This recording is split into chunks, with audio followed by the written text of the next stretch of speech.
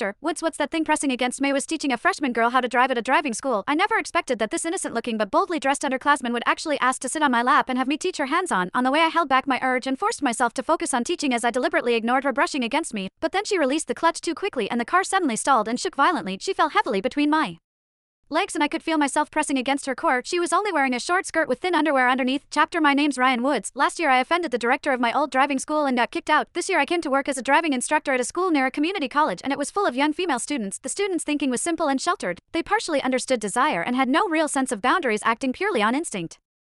They would dress provocatively and flaunt their bodies. Because of that, I ended up seeing plenty I probably shouldn't have, but remembering how I was fired for offending my boss before, I treasured this job and forced myself to stay professional when teaching my students, even when I felt tempted to do otherwise. Still, physical contact was sometimes unavoidable. Most of them were around 20, right in the age when emotions ran high. Some of them had never dated in high school and had never been close with a man before, so they were especially sensitive, especially that girl from the dance department who had just started her first year of college. Her figure had developed perfectly with curves all in the right places, and even the way she walked drew attention. She seemed to particularly enjoy being close to me, always requesting that I tutor her one-on-one. Sometimes she would press her chest against my arm, and sometimes she would brush her fair perfect legs against my pants.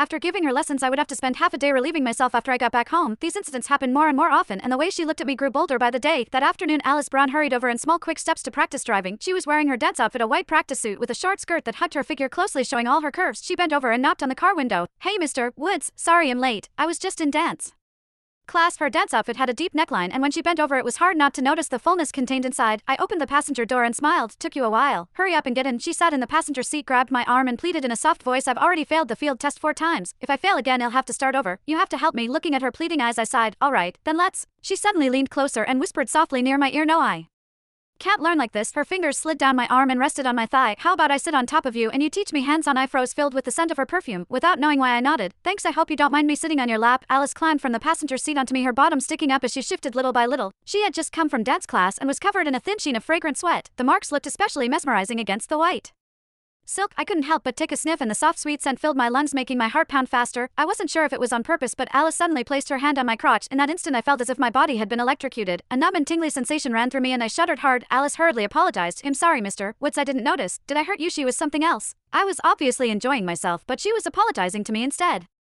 I waved my hand and smiled. "It's fine. Sit properly. I'll teach you step by step." Alice adjusted her position and sat on my lap again. She had great aim. She landed right on my manhood. She was only wearing a short skirt with thin white stockings underneath. When she sat down, I could feel my crotch rubbing against her core, and it seemed to suck me in. To make it worse, Alice shifted slightly to get comfortable. The pleasure from the friction immediately gave me a reaction, and my hardness pressed against her. She felt something unusual and moved slightly, asking, "Mr. Woods, what's that hard thing pressing against me?" Chapter: After being asked such a direct question, I didn't know what to say for a moment. I replied randomly, "It's just a tumor on my thigh. Just bear with it and focus